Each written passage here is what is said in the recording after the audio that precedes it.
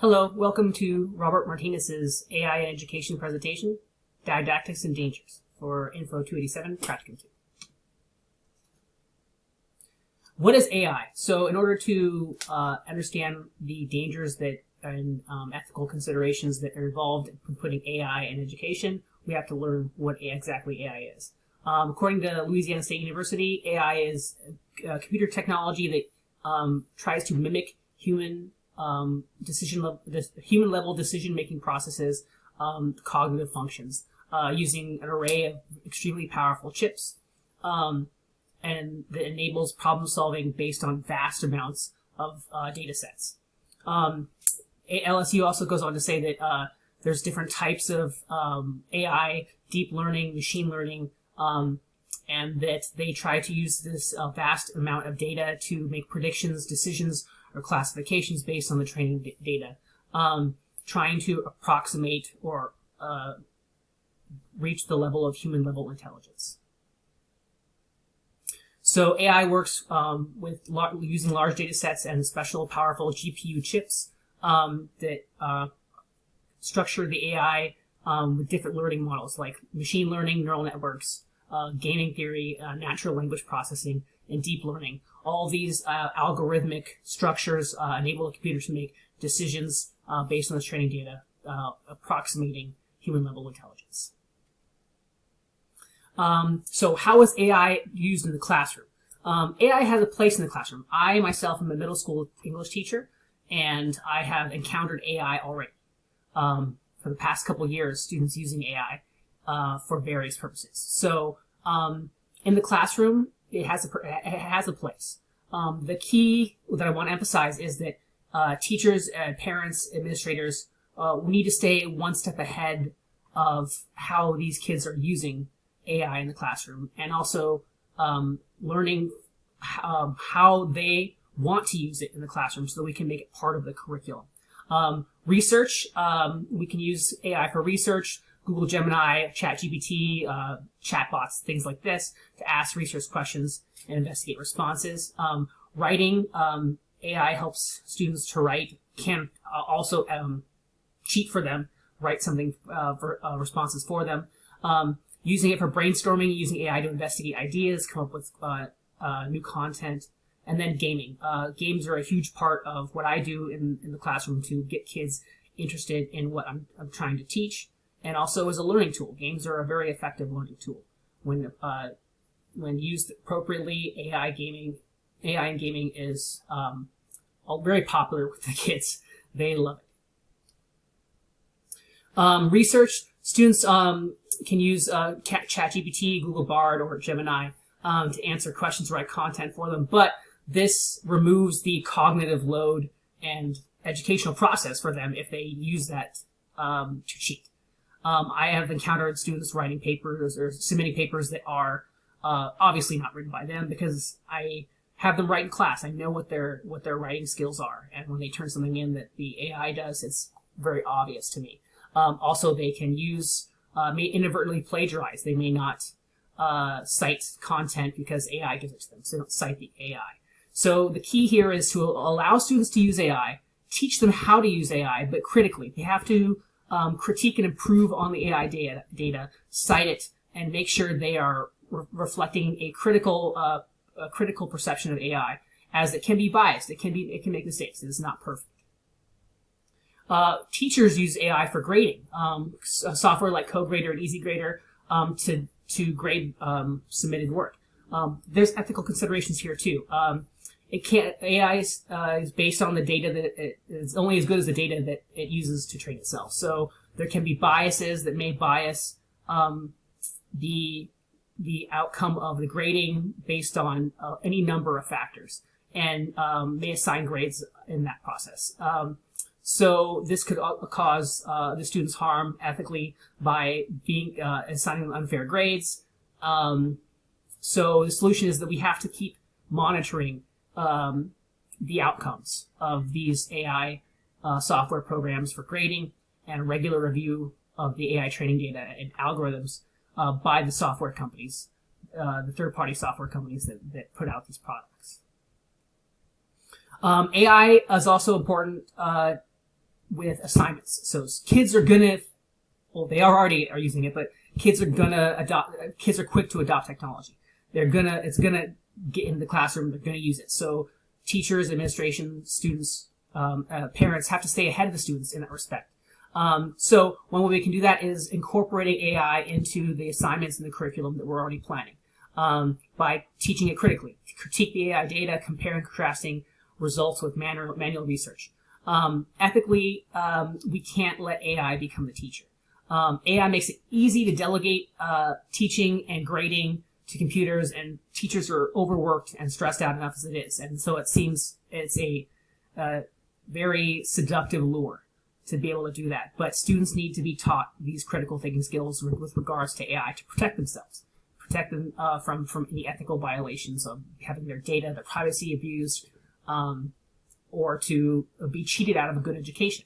Assignments have to let students make AI a part of how they think critically. We need to inform them about the bias and possible disinformation, teach them that AI is not perfect so that it can mitigate the ethical violations. I've had a lot of success with this in my classroom, seeing, like, telling students, can you be better than the AI? Can you do it better? Students love competition. So some solutions: assignments incorporate critical engagement with the AI as they complete schoolwork. A generated content must be critiqued separately by the students, so they have to review what the AI has produced and critique it in addition to using it. Mixing up AI and assignments with non-AI assignments for in-class and at home. Evaluation of students should incorporate access to AI and without access. In-class tests without AI, at-home projects with AI, so they can get a mixed, a blended experience with AI. Third party, as I said, grading software must be continually monitored. Forbes did some great research in 2023, a survey of 500 teachers about their feelings and experience with AI. Basically, there's a series of charts here that where they see the most use of AI is in games and adaptive learning platforms. Chatbots is mid here, but I experience that much more in my classrooms. Have you integrated AI into the class? As you can see, the largest chunk here says, yes, I have. It's coming. We have to stay ahead of it. We have to figure out critical ways, or ways to teach it critically and incorporate it into the classroom experience, because it is here. And it's only going to get more pervasive as time goes on. Kids love this stuff. AI, I would say on the whole, it has improved the outcome. I've had really good experience with AI. Some students try to get away with things with it, but on the whole, it's been beneficial. And the data seems to here improve educational outcomes 55%, seems to uphold my experience. AI-powered gaming. The kids love games, educational games, or not. And so I definitely agree with this chart as well. Adaptive learning. Grading feedback systems, at least where I am, is still in the works. Chatbots, I would think, is a little bit more in my experience, but these numbers are only going to go up. So we need to be prepared for that. Plagiarism, what concerns do you have? Plagiarism, that's number one. And then reduced human interaction and learning. The pandemic taught me that students need human interaction. It was very hard for them in the year that I had to teach online to learn without human presence and human interaction in a physical sense. So we need to keep it's vital as far as considering augmentation of teachers, to use AI to make them better teachers, but AI can't replace teachers. Students need that social interaction to be able to develop not only as intellects, but also as human beings. That's part of our jobs as teachers, is to turn them into fully functional, socially adept human beings. So AI cannot replace that.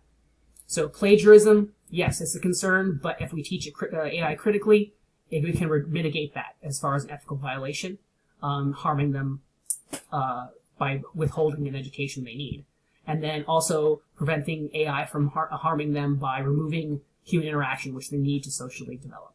And of course, data privacy is a huge concern. We need to keep them safe. We need to keep their information safe. Third party AI companies need to be able to assure us of that. Job displacement, like I said, we need to keep physical interaction, people, teachers in the classroom. They need that social interaction. AI-powered resources, yes, there is unequal access, but as AI becomes more pervasive, it'll be more accessible. Let's see, AI-powered cheating.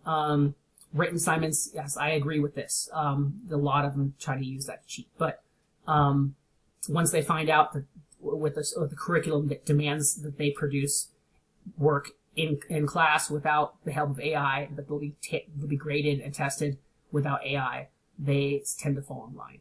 Again, chatbots, we need. It can be difficult with phones, but if you take the phones away, it works. Comprehensive education. This is basically a chart that shows exactly what I just said. That it's important that we need to have a comprehensive approach to AI, a critical approach. It's going to get more pervasive. Most people agree. It's going to play a central role.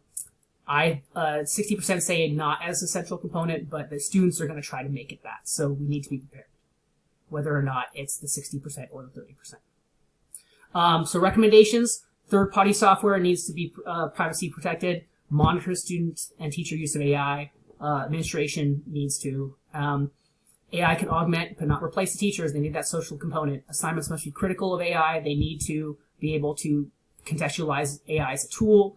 AI has to be a part of a broad approach to educational techniques. AI taught as a tool, not a resource. The education must extend just also to the parents. The parents need to be informed about what AI is, how students are using it, what the dangers and benefits of it are, so they can monitor as well. Grading AI with AI has to be monitored by administration. Students have to produce work with AI and without it. We need to teach them that you can't always rely on it. And we need to review as teachers AI-generated content to account for bias in the results. Here are the resources. Thank you very much for your time.